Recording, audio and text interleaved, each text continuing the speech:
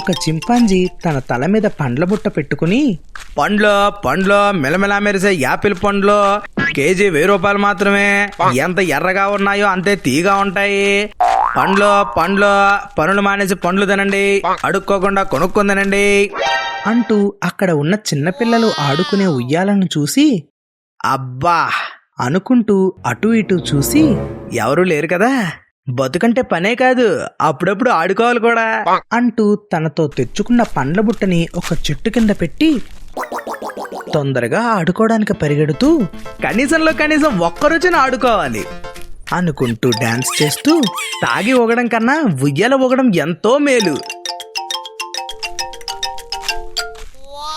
అనుకుంటూ ఉయ్యాల మీద కూర్చుని, ఊపడానికి ఎవరూ లేకపోయినా కూడా ఉయ్యాల దానంతరదే ఊగుతోందంటే కొంపతీసి ఆత్మలు ప్రాతాత్మలు ఊపుతున్నాయే ఏంటి అంటూ ఉయ్యాల నుండి దిగి, ఒంటరిగా ఆడుకోవడంలో ఎంత ఆనందం ఉంటుందా, నెక్స్ట్ వచ్చేసరికి మా అంబోతుగాడిని కూడా తోడు తెచ్చుకుని వాడితో కూడా ఇక్కడ ఆడుకోవాలి. అంతలోనే అక్కడికి ఒక గొర్రెలా వస్తూ ఉంటుంది. ఈ ఎండలో తినడానికి ఆకులు అలుమలు కూడా దొరకట్లేదు, ఏం బతుకురా నా గొర్రెల్లా బతుకు అనుకుంటూ అంతలోనే చెట్టు కింద ఉన్న బుట్టలో పండ్లను చూసి, చెట్టు పైన ఉన్న పండ్లను చూశాను గాని ఇలా చెట్టు కింద ఉన్న పండ్లను ఇప్పుడే చూస్తున్నా అంటూ తొందరగా పండ్ల బుట్ట దగ్గరికి వచ్చి అటు ఇటు చూసి, అయినా ఈ అడవిలో ఈ పండ్లను వదిలిపెట్టిన ఆ పాచి అష్టదరిద్రుడు ఎవడో, దొబ్బేద్దాం అంటూ ఆ పండ్ల బుట్టను భుజం మీద పెట్టుకుని మొత్తానికి ఫ్రూట్ సలాడ్ చేసుకుని తినొచ్చు అంటూ లగెత్రో ఆజామో అంటూ అక్కడ నుండి పరిగెత్తుతుంది. చింపాంజీ ఆడుకుని పండ్ల బుట్ట దగ్గరికి తిరిగి వస్తూ ఉంటే, వెళ్ళి పండ్లు నమ్ముకుని ఇంటికెళ్తే సరి అంటూ చెట్టు కింద చూస్తే అక్కడ పండ్ల బుట్ట కనబడదు. తొందరగా పరిగెత్తుకుంటూ చెట్టు కిందకు వచ్చి అటు ఇటు చూసి, ఏ పోరంబొగ్గడెత్తుకెళ్ళాడో ఏంటో, వాడు నాకు కనపడాలి, పిల్లల్ని కనకుండా బండకేసి గుద్దుతాను వాడిని అంటూ అక్కడి నుండి వెళ్తున్న ఎలుగుబంటి వైపు చూసి ఎలుగుబంటిని అడుగుదామని పరిగెత్తుకుంటూ ఎలుగుబంటి దగ్గరికి వెళ్ళి, ఒరే ముందరికి వచ్చిన మొక్కవాడా, చెట్టు కింద పెట్టేసి పండ్లు ఏమైనా చూసావా, ఆడుకోవడానికి వెళ్ళొచ్చేసరికి పండ్లు లేవు అనేసరికి ఎలుగుబంటి తల అటూ ఇటూ ఊపుతూ నాకు తెలియదురా పుచ్చు అంటూ అక్కడి నుండి వెళ్ళిపోతుంది. ఇక చింపాంజీ బాధపడుతూ చెట్టు కిందకి వచ్చి, ఏ పనికిమాలినోడు పండ్లను తీసుకెళ్లాడో ఏంటో అంటూ ఒక ఆలోచన చేసి చింపాంజీ ఇంకొక పండ్ల బుట్టను తెచ్చి అదే చెట్టు కింద పెట్టి పరిగెత్తుకుంటూ వెళ్లి ఒక చెట్టు కొండ చాటును దాక్కుని తొంగి చూస్తూ ఉంటుంది. అంతలోనే గొర్రెలా అక్కడికి వస్తూ ఉంటుంది. చెట్టు కింద ఉన్న పండ్లను చూసి చెట్టు దగ్గరికి పరిగెత్తుకుంటూ వెళ్తూ, ఈ రోజు ఎవడి ముఖం చూశానో ఏమో, నా యాల్ది పండ్లే పండ్లు, ఏ మహానుభావుడు పెట్టాడో అంటూ అటూ ఇటూ చూసి ఎవరూ లేరని బుట్లలో ఉన్న పండ్లను తింటూ సడన్ గా చింపాంజీ వైపు చూసి, ఓరి అక్క, చింపాంజీ కోపంతో అయిపోయావురా గొర్రెల్లా నా కొడక అంటూ గొర్రెల్లా దగ్గరకు పరిగెత్తుకుంటూ వచ్చి, రేయ్ ఉడతలు పట్టే గొర్రెల నాయాలా, నా పండ్లనే తింటావా, అవి నీ పండ్లు కాదురా చెట్లు పండ్లు, చెట్టుకున్న పండ్లు చెట్టుకుంటాయి, బుట్టలో ఉన్న పండ్లు నావేరా సోంబేరు నాయాలా, అయినా నీతో మాట్లాడరా దొంగ నా కొడక, ముందు డబ్బులు తీరా అంటూ గొర్రెల్లా మీద ఒక దెబ్బ వేస్తుంది. గొర్రెల్లా నన్నే కొడతావా అంటూ గొర్రెల్లా కూడా ఒక దెబ్బ వేస్తుంది. అంతలోనే చింపాంజీ గొర్రెల్లా మెడల మీద కూర్చుని, నీ మెడలో ఎండు కర్ర విరిచినట్టు విరుస్తా దొంగనాయాల, తిన్న పండ్లు వడ్డీ కింద నన్ను మోయి, సరేరా చింపు అంటూ మోస్తూ ఉంటే గొర్రెల మీద కూర్చున్న చింపాంజీ, గొర్రెలా అమ్మ గొర్రెలా, పుచ్చిపోయిన ముఖం వేసుకున్న గొర్రెలా జాతిగా మొగుని నేనేరా అంటూ పాట పాడుతూ ఉంటే, తిన్న పండ్లను అరిగించేసావు కదరా చింపు నా కొడక అంటూ ఉంటే చింపాంజీ గొర్రెల మీద నుండి కిందకి దిగి, ఇంకోసారి ఇలా పండ్లను కానీ తిన్నావంటే నీ ముఖం ముందే లోపలికి ఉంది, కొడితే ఇంకా లోపలికి వెళ్ళిపోతుంది చూసుకో. గొర్రెలా వెళ్తూ వెళ్తూ వచ్చి దరిద్రుడి పండ్లే తిన్నానా, కర్మరా నాయన. నక్క బుట్ట తీసుకుని జంబరగిల్లా అంటూ పాట పాడుకుంటూ నడుచుకుంటూ వస్తూ ఉంటుంది.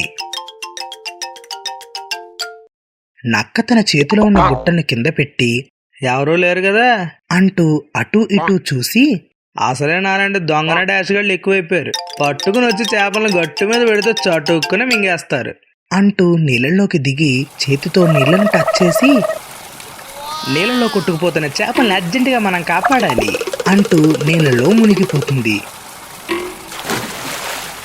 ఒక చేపని బయటికి తెస్తూ అబ్బో కేజీ పైన ఉంటుంది అంటూ చేపని బుట్టలో వేస్తుంది. ఒరే నక్క, ఎవరైనా గాలంతో పడతారు లేదంటే వలతో పడతారు, నువ్వేంట్రా చేతులతో పట్టావు నక్క నా కొడక. నక్క మళ్ళీ నదిలోకి దిగుతుంది. నోటితో ఇంకో చేపని పట్టుకుని వస్తూ ఉంటే నోట్లో ఉన్న చేప ఒరే గుంట నక్క, వచ్చే జన్మలో సొరై నిన్ను మింగేస్తా అంటూ ఉంటే ఆ చేపను బుట్టలోకి విసిరేసి ఏంటి నువ్వు మింగేది? వచ్చే జనంలో సొర అవ్వచ్చేమో, ఇప్పుడు మాత్రం నువ్వే నాకెలా, ఇప్పుడే నిన్ను మింగేస్తాను చూడు అంటూ అక్కడి నుండి పక్కకి వెళ్తుంది. ఇక బుట్టలో చేపలు నిండుతూ ఉంటాయి. కరెక్ట్గా అదే టైంలో ఒక హిప్పో అక్కడికి వస్తుంది. ఎవడో నేను పెంచుకుంటున్న చేపల్ని పట్టుకుంటున్నట్టున్నారు. కరెక్ట్గా నక్క నీటిలోకి దూకుతూ ఈ రోజు నన్ను ఎవ్వరూ ఆపలేదు అంటూ నీటిలోకి దూకుతుంది. నువ్వు నీటిలో నుండి బయటికి రారా ముందు అంటూ గర్జిస్తుంది. ఇక నక్క బుట్ట పట్టుకుని ఈ చేపలతో పకోడీ చేసుకుంటే కోడి పకోడీ కన్నా అదిరిపోతుంది. నీటి గుర్రం ఎదురుగా నిలబడి ఎందుకు అదిరిపోదు? దా నీకు ఇప్పుడు కింద మీద అదురుతుంది. కుక్కకి క్రాస్బిడ్ చేసే పుట్టిన నక్క నా కొడక అంటూ పరిగెత్తుకుంటూ వచ్చి నక్క ముందు నిలబడి రేయ్, మర్యాదగా పట్టుకున్న చేపని ముట్టుకోకుండా అక్కడ పెట్టేసిళ్ళు. నక్క తల అటూ ఇటూ ఊపుతూ ఇవి నా చేపలు, నేను పట్టుకున్నా, నేను పెట్టను. ఏంట్రా పెట్టవా? లేకుంటే నా కడుపులో నిన్ను పెడతా, తీసుకోరా బోండన్నాయలా అంటూ బుట్ట అక్కడే పెట్టేసి డల్గా అక్కడి నుంచి వెళ్ళిపోతుంది. నీటి గుర్రం ఆ చేపల్ని బుట్టతో సహా నోట్లో వేసుకుని బుట్టను బయటికి ఊసేస్తుంది. ఒకడి కడుపు కొట్టి కడుపు నింపుకోవడంలో వచ్చే ఆనందమే వేరు అంటూ అక్కడి నుండి వెళ్ళిపోతుంది. అక్కడే చెట్టు కింద కూర్చున్న నక్క కొబ్బరి బొండ నీళ్ళని తాగినంత ఈజీగా చేపలను తిన్నావు కదరా బోండన్నాయలా, ఉండు నీ పని చెప్తా అంటూ అక్కడి నుండి పైకి లేచి గొర్రెల్లా దగ్గరకు వెళ్తుంది. ఏంట్రా అలా పరిగెత్తుకుంటూ వస్తున్నావు? చేపలెక్కడా? పట్టుకున్న చేపలు హిప్పోగాడి మొత్తం దొబ్బి తినేసి పుచ్చిపోయిన ముఖం వేసుకున్న మీ గొర్రెలగాడికి చెప్పుకో అన్నాడు. అంత మాట అన్నాడా? మన కడుపు మంట తగ్గాలంటే వాడు కడుపులో మంట వచ్చేలాగా ఒక ప్లాన్ ఉందిలే, చెప్తా విను. సరే సరే అంటూ నక్క తల ఊపుతుంది. కట్ చేస్తే పండు మిర్చి మొత్తం బుట్ట అడుగు భాగంలో ఉంచి దాని మీద చేపల్ని వేసి ఇప్పుడు తినరా హిప్పోనాయాలా, నీ కడుపులో నిప్పులు రాకపోతే నన్ను అడుగు అంటూ అటూ ఇటూ చూస్తూ ఉంటే నీటి గుర్రం అక్కడికి వస్తూ ఉంటుంది. ఏరా మళ్ళీ చేపలు పెట్టావా? ఉండు కడుపులో వేసి చేపలకు విశ్రాంతి ఇస్తా అంటూ ఆ బుట్టతో సహా చేపని నోట్లో వేసుకుంటుంది. ఏదో తేడాగా ఉందేంటి? మండుతున్నట్టుందా? మనడంతో పాటు పొగలు కూడా వస్తున్నాయిరా, ఏం చేసావు? పండు మిర్చి వేసా అంటూ అక్కడి నుండి నక్క పరిగెత్తుతుంది. ఒరే నక్క, ఆగరా, చక్కెర నమ్మినట్టు నమ్ములుతాను నిన్ను. నవ్వడానికి అప్పుడు అనుకున్నావా? సన్నగా ఉండి పరిగెడుతున్నావు కదా, దొరికితే నున్నగా నమ్మిలేస్తాను రా నిన్ను. కొద్దిగా ఉండి నిన్ను సున్నం పెట్టి కొడతాం అంటూ పరిగెడుతూ ఉంటుంది. హిప్పో వెళ్ళి కరెక్ట్గా గొర్రెల ఎదురుగా నిల్చుంటుంది. ఏయ్ ఎవడరా నువ్వు? పాన్స్పోర్ట్ని డామినేట్ చేసేలాగా ముఖానికి బొగ్గు రాసుకుని వచ్చావు చుంచునాయాలా? బలిసిన అడుగు పందులకు లీడర్లో ఉన్నావు కదా అంటూ ఒక దెబ్బ వేయగానే హిప్పో ఫుట్బాల్ లాగా ఎగిరిపోయినట్టుగా ఎగిరిపోతుంది. తెలివైన కోతులు, తెలివి తక్కువ సింహం, నీతి కథ. 2 కోతులు ఒక అడవిలో ఆడుకుంటూ ఉంటాయి. అక్కడికి ఒక సింహం వస్తుంది. ఆ సింహాన్ని చూసిన కోతులు ఏ మాత్రం భయపడకుండా, అసలు సింహాన్ని పట్టించుకోకుండా నవ్వుతూ 1 1 ఎంత, 2 2 2 ఎంత, 4 కాదు 5 అంటూ నవ్వుతూ ఉంటాయి.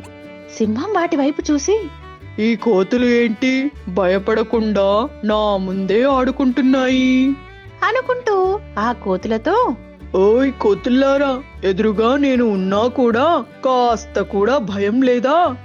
నవ్వుతున్న కోతులు సింహం వైపు చూసి అసలు ఎవరు నువ్వు? ఎప్పుడూ చూడలేదు నేను సింహాన్ని. రెండు కోతులు గట్టిగా నవ్వుతూ, అసలు నువ్వు సింహానివి కాదు. మరి నేను ఎవరిని? రెండు కోతులు నవ్వుతూ, నువ్వు ఎవరో నీకే తెలియదా? నిజం చెప్పాలంటే నువ్వు ఒక బలిసిన బొచ్చు కుక్కవి.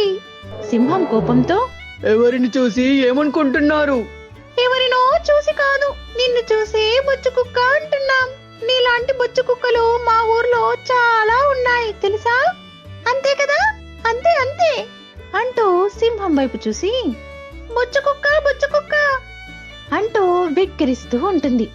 సింహం కోపంతో, ఒక సింహాన్ని పట్టుకొని బొచ్చు కుక్క అంటున్నారు, చీరేస్తా. రెండు కోతులు నవ్వి, నిజమైన సింహం ఎప్పుడూ చీర వేయదు. చీర కాకపోతే లంగా వేసుకో. సింహానికి ఇంకా కోపం వచ్చింది. ఈ అడవికి రాజుని పట్టుకొని ఎలా పడితే అలా మాట్లాడుతున్నారు. నువ్వు నిజమైన రాజువైతే నీ తల మీద కిరీటం ఉండాలి. నీకు తల మీద బొచ్చు తప్ప ఏం లేదు. నువ్వు తల మీద బొచ్చు పెట్టుకొని రాజు అంటే మాకు ఒళ్ళంతా బొచ్చే. మేము నీకన్నా పెద్ద రాజులం అంటూ రెండు కోతులు నవ్వుతూ ఉంటాయి. సింహం కోపంగా దంతాలు కనబడేట్టుగా నోరు పెద్దగా తెరిచి గర్జిస్తుంది. రెండు కోతులు ఒకదాని ముఖం ఒకటి చూసుకుని సింహానికి వినపడేటట్టు, ఇది నిజంగా బొచ్చు కుక్క కాదు. దాని కూరపళ్ళను చూస్తూ ఉంటే ఇది పెద్ద అడవి పందిలా ఉంది. సింహానికి కోపం వచ్చేసి ఆ కోతులతో, ఒక అడవికి రాజుని అయినా ఒక సింహాన్ని పట్టుకొని బొచ్చు కుక్క, అడవి పంది అనే పేర్లు పెడుతూ ఉన్నారు. మీకు అసలు ఎలా కనబడుతున్నా? నాకైతే బొచ్చు కుక్కలాగే కనపడుతున్నావు. మరి నీకు చెప్పాను కదా, బాగా బలిసిన అడవి పందిలాగా కనబడుతుంది. సరే, నువ్వు సింహాన్ని అంటున్నావు. నిజమైన సింహం అయితే నిరూపించుకో. సరే, నిరూపించుకుంటా. ఏం చెయ్యాలి చెప్పండి? అనగానే సింహంతో, ఈ కొండ నుండి కనబడుతున్న ఆ కొండపైకి దూకితే నువ్వు నిజమైన సింహానివే, నిజమైన రాజువే. సింహం ఆ కొండల వైపు చూసి, సరే అయితే నిరూపించుకుంటా.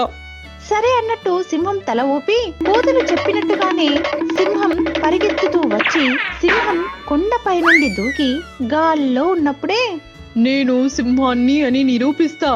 నేనే ఈ అడవికి రాజుని అంటూ మధ్యలో ఉన్న లోయలో పడి చచ్చిపోయింది. రెండు కోతులు నవ్వుతూ, ఏంటి నువ్వు నిరూపించేది బొంగు అంటూ ఉంటే మిగతా జంతువులు మొత్తం అక్కడికి వచ్చి సింహం పీడ విరగడ అయ్యిందని ఆ రెండు కోతులు చేసిన పని వల్ల మిగతా జంతువులు మెచ్చుకుంటూ ఉంటాయి.